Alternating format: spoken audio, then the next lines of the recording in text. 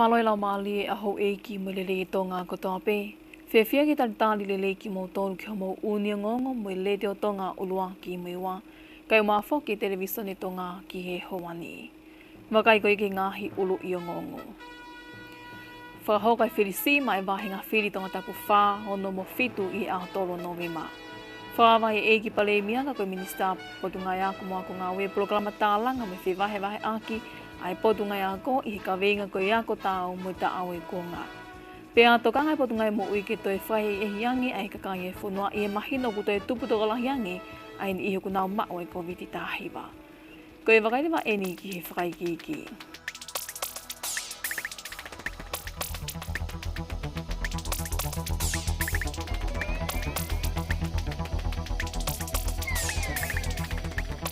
Kua whamahina mai eni me he eksea ai whalia lea ai whahoko ai whirisi mai wahinga whiri tonga tapu whā hono mo fitu i a tolu novema.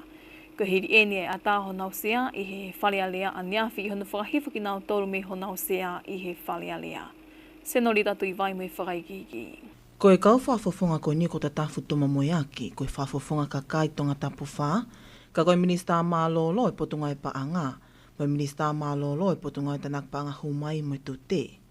Po asi matai le tei, whafofonga ka kai tonga tapu no, ka koe eiki tokon pale mia mālolo o ia, ko e minista mālolo e potunga e meidek, mo minista ki ngahi pisnisi e puri anga. Pehe ki a sione se ngista saulala, ko e whafofonga ka kai o tonga tapu fitu, ka koe minista mālolo ki ngahi ngawe whaloto whunua. Nei tuku atuai e eiki sea e whalea leano pere whawhanua ngahi tohi tutu oni whili ki he komson whili ke whakahoko ai whirisi i. O whakahoko ngahi tutu oni ko e nio whakatatau ki he tutu oni lao ki he whiri whalea lea. Ko e uhi ko ngahi yola ai ngahi hopotangi e kau whafofonga ko e ni, ai nei tuku mai i he ahotu site o wikeni. Nei whapapau i me ngai hoponi a hono whatai au ngai i he whamau anga hono whiri e kau whafofongani ki he whalea lea, i he whiri lahi o aho tahawalu o Novema wanoa wataha. Kai kehe i he whemahino ake e ki sea e whalea lea pa me sea Komson Whili Rights Honourable Lord Tauketi QC o whatatau ki he whie mau ai lao ko ia ki he whalea lea e whakahoko e pe e whiri si i matonga tapu whā hono mo fitu i he aho tolu o Novema. Mai ngonga le tio me televisione tonga, ko Osnolita tu i vai. Oku maho inga ki whapapao i oku na pangapanga maalie ai ako tau me ta awe ko ngā. Ko e ko ngai e me ai eiki i pale mia ka koe minista e potu ngai ako mo ako ngā we hua kawa miliku i hono whakawai polo kalama tālanga me whiwai wahe ake e potu ngai ako i e pongi o e ahoni. Ko e whata koe ni ki kai ki whapatonu pe ia ki ngahi ako ai pule a ngā kaku kao mai ki ai me ngahi ako ko ia ai siasi. Ko e tālanga koe ni e hoko ia koe whawhenga maalie e ngahi tau kei ilo ngahi kupwhikau aki, mō wakai ki he savea nei whakahoko e potu ngāwe ako ki he tuunga o klorotonga ia e ako i tonga ni. Hiri ai pae mo unga whi mo e piau kula, pehe ki he COVID tāhi wā. I e mea eiki pale e mia, ka koe minista e potu ngāwe ako mo e ako ngāwe hua kawa mei liku, o kwhia mau ke te ngā uno e whaunga ako ki ha tuunga kuma o lungange, o whatatau pe ki he taau e kua ngā. Pea au whailewa e wakai, koe haa ai mea au kwhia mau e he ako, mo ha whaunga e liliwa ai whaunga ako ki he kaha u, tau te whito eni ki ono ngawe aki e ngahi teknolosia whamuimui taha. Koe lawa ko ia ke access, pe lawa ke alu ai whanau, ko nau to tonu whakakonistu tone o ako. O ke iaha parparema heni, o gai ha wheitu o teike mauai, o teike lawai, ai ki tamsipo ki tahini, o alu ai ki ha api ako. Ngai me e ton ke whakaas mai, kau pe whogini e ngai indicators ko ni SDG4, ke whahasio ki ai. Pako atakai o api ako, o sai whiunga, o kumalu whiunga, o hao whiunga, kau ia mo hangahi mea ke mo warea ia. Kai ko uhi ngā pe ka fwoi whare pa te tangutu loki ako, o whakangongo na holo e ato. Ka whare te lawa e tokanga ki he ako, o kai ke te toiho haa, ki ngai ta whaaki ke he, ki he te malu mo e te hao. Whewhe lau ko ngā mo e whika, o tau whaatala whoki koe whonua ai ni poto, pese te whiha literacy, pese te whiha numeracy, ko hae ne tuu he tainimi. O wiaha parparema, o waha mea au tonu ke whai, ke whakarerei, ai ta whaako ia, ngai mea pehe au tonu ke tānoa. Lolotonga e polo kalamana e whaake pe mga he kompyuta to e tolu ngiau walua koe tokoni me he kautaha koe Farmers Minu Sila. Nei mea hua kawamili ko pehe ko ngai kompiuta to ko eni, o whatau mo aia ki ngahi apiako o iai pe form 1 no moe fitu, ke whawhinga maalia i enau ngawe aki e interneti ke enau whinga ko. Ko u laptopu ko ni e tu whakia i he ua ko, o kia enau form fitu mo form 1 no, ko e tau mua, ke ave ki anau tolu koe tau pehe, o ku ikai ke nau lava o totongi a pesete ni manoa. Pea ko uhinga pe ke nau poro, ke nau ngau ea ke tau ko ia, nau tutuku koe ako, whafoki mai ki he ako. Ko toi hau koe tau ka hau, nau mai o poro, hange pea poro hatohi. Ka koe ki tohi whaka elektronika, mo ki tohi mamafa, ai uwhe mau ke toka ngai le rei, ai whangi laptop koe ni. Ai a rewa wai ski me ua, koe taha, koe whakatau osi a laptopu, koe taha, koe te hau po poro, ke osi pe koe e te ako, pea whafoki mai laptopu.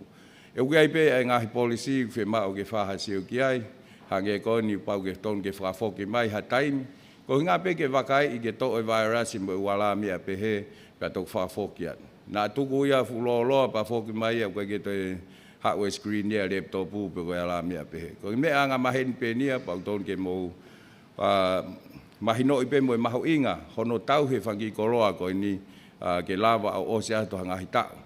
Kono ngau ea ki he tau whanau ako. Nai tui whamahino heni i he eiki pale e mia, koe polokalama tokoni nau wha teknolosia e pule anga ki whanau ako, aia koe kompiuta to o e waafe, e toktu utaia i tongani i he konga ki mui o i mahina ni. I hene pehe lewa koe tokoni ko eni, o totong pesete eni manoa he pule anga i kompiuta to o, pea totong pesete eni manoa lewa e whanau ako, aia koe kalasi e ua e kompiuta to o, ko no mahu inga koe paanga e tahawhi whangeau, mo e tahawhi ono ngeau. Kai kehi koe ngai kompiuta to nei whoaki he tokoni me he kahutaha farmers mene usila, e tai maalia ngahi ako e pule anga, mo i ngahi ako anga e siasi. Mai ngonga leitio me televisione tonga, ko Ausnolita tui vai. Nea ngai kei whatatali e potu ngai mo ui ke whapapau i mai pe koe PA Farm mo e PA Nima o kuma whola holo i tonga ni ngahi tuku i kolo. Ka kuhoha ai potu ngai mo ui ke toi tokanga nge ka kai nge whanua ke whakakato e humalo i COVID tahiwa. I whamatala e tale kita mo ui toke tāsa e sialia kau ola, ko e tokanga he o kuo maa nge mawhola ai he PA Nima i he PA taha mo e PA Iua ai ne uluaki a o mai ki tongani. I kai ngatai i he ne wawe, ka o malawa ke toi mao he PA Farm mo e PA Nima ha taha pene o si puke ki mua i he COVID. Ako hono mo niu, o kai ke peke ke te futo mai o fu mamafa o pide whatonga i bea tai min. Mai taim ko puke ka kai he PA5, PA4, PA2. O kulaheang e nau puke na toi flu. Ai au to mamafa mai flu. Ai pa wena i fonua ia. Ai o whatonga he kai tai min anga koe ni koe Commonwealth Games. Na wanga pena tolo treat ai Omicron hange pe flu. Taro fitu ke kai ko ya ko su malui. Ai ko linga mahino pe ya ai pe ki puke. O ba pe ko ka sport e Commonwealth o ko ngo i malo i pe ko fu pe ke al pe sport. Ka ko pe linga i ta tai to ka ngai ta to mi to ngai ko e nga pe falo to la hia ke nga ta funonga ko ni mo e Omicron ni. Ne ngo pe e mafola mai mo e PA5 ki tongani. Pena ngo ne ngo pe e to puke ka kai na puke PA1. Ka ku pa ku ai pe e malui. E mahino pe ka ke fu puke la hia ha ta pe. Okton pe ke o mo le ha mo i ha ta. Ko ke fa tonga i be ko ka hu ko ka ta ko ke hu malui. Okton pe ke to ka nga o ki to e ko ye e fa tu ta ma ke ke fa tu ta ma ka ta pe mo ka hu mo Omicron PA1. E he ne pehe u whamawha iai me he potu ngau e mo ui ki whakakato lewa ki taimi huhumalo i COVID tāhiwa. I e mahino koe lahiange huhumalo i COVID, koe lahiange i aiwi malawa o e sotia malo i e sino, ke ta ofi wawe aki ai mao he COVID tāhiwa hataha. To huinga u tau toi huhu ai, he koe variant ko hana koe hai PA5, i ke respond nia ke antibody koe PA1. Pe tua iange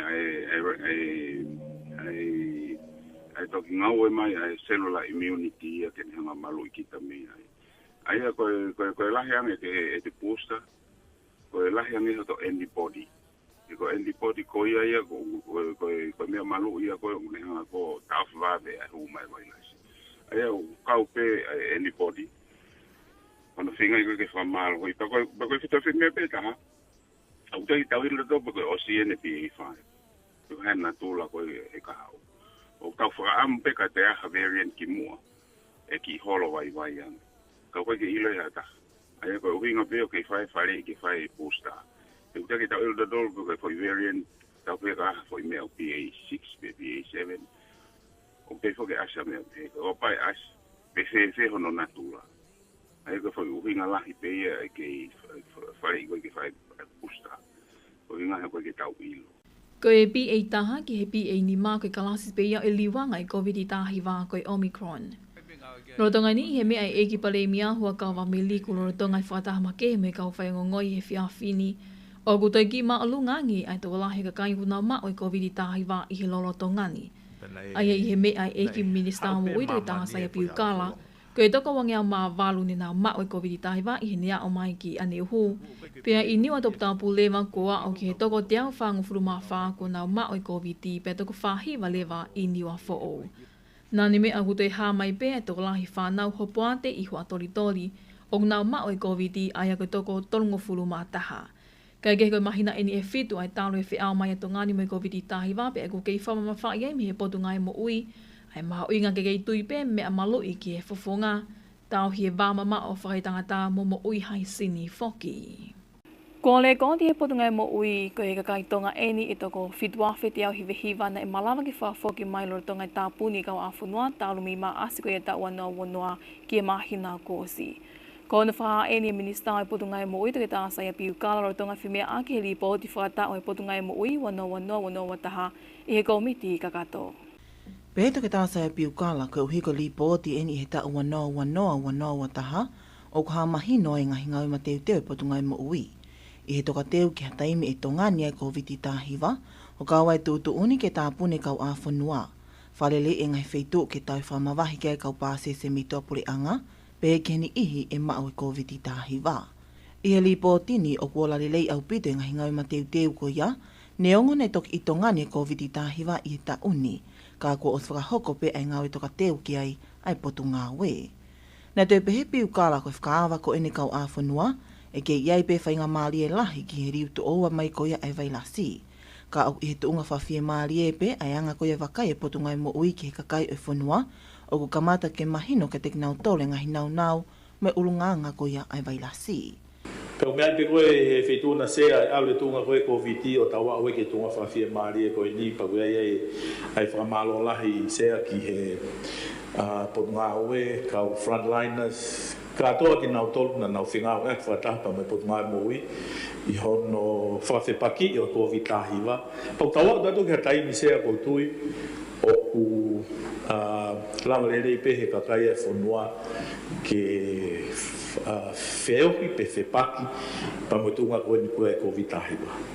Mai no pe sea he whakawa koe ni e ai tō ngai e toi ki iai hafo I wei ke taha ki he tau COVID ka ku whiawhia potu ngā ue ko mahino I he kakai whanua pau pe kuna wango I haki I whakailonga sea koe mea mahu I ngā peke nau tamilele.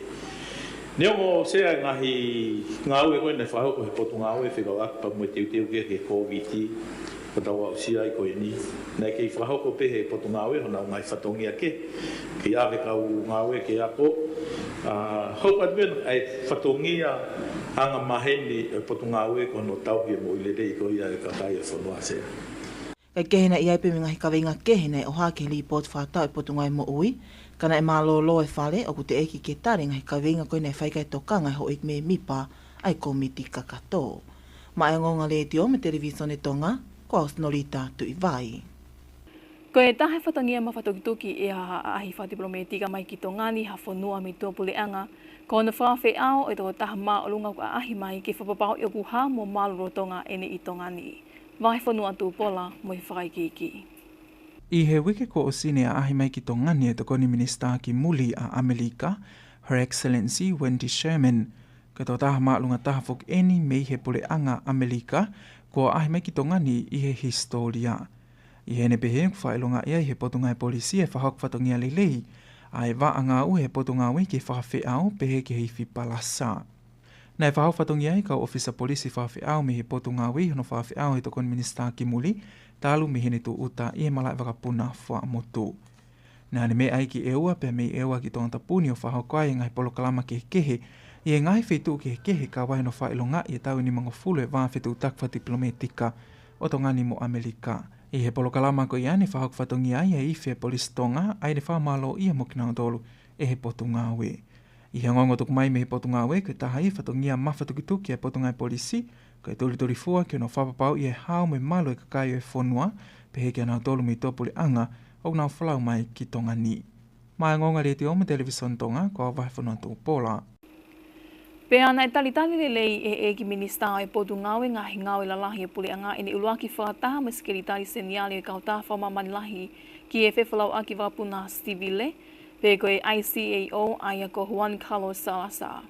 Koe whataha koe ni whawhauia i he interneti o whatau mua ki whamalohia ai wawhingai ake tō ngāni me kauta whamamani lahi ki e whewhalau aki wapuna Stivile, pe koe ICAO i he malu o e whetalite aki ki he malu mo i hao e ngahi whewhalau aki wapuna whawaha pule anga. Ne kau he whatahani mo i tale ki tā leo o ki he waakuna tonga i ki na whewhalau aki wapuna Stivile o e potu ngawe Emeline Fifita. Koe ICAO whonki o kuna pule i mo whātu i ngahi tūtu uni i he whewhalau aki wapuna Stivile whawaha pule anga. Aia ku pau ke mui ki ai e ngahi malai wapuna i ngahi whanua lahi, pea ata ki mamani ki whewhalau aki i mo tō pule anga. O nau te maa o whonki e mawhai lahi taha hono tāpuni ha malai wapuna, o ka pau e kai ki nā wā o ki he tāu mo tūtu uni ngāwe o ICAO. Kai ke he whahoko i September ai whataha ai ICAO i ka nata ke whapapau i ai tūtu uni o ku ngāwe aki mo whakaloloto ai ngahi wāwhingai aki i he malu o i whewhalau aki. Koe ICAO o ku whātu aki ai ko Silio o me mi pai e ngahi whanua e tolu ono. Koe ko Silio koe ni o whiri whakata o tolu o ulu i office e ni i ka nata. Te whakaiangi pehen ki he ngahi ulu i o ngongo. Whahau koe whirisi mai wāhinga whiri o tonga tapu whā o no mo whitu i e aho tonu o novima. Whāma i he eiki pale mia ka koe Minista e potu ngai aku mua ko ngāwe e polokalama tālanga me whiwaiwahe ake e potu ngai aku i he kawenga koe ako tau mo e ta au o i kōngā. Pea tokanga e potu ngai mo ui ki toi whai e hiangi e kakangi e whunua i e mahino o ku toi tupu toka la hiangi ai ni ihi o ku nau mau ai COVID-19 tāhiwa. Koe ka kato e pēia mo uni ngongo mo le teo tonga uaki mo i wakai maa whoki televisione tonga ki he hawani o kei whaka amone a taki ko tonga pē ngahi o ngoni ki roto whāne ko tonga pē. Whakamahalotu ki tau kei whi au mai, ka mōmea.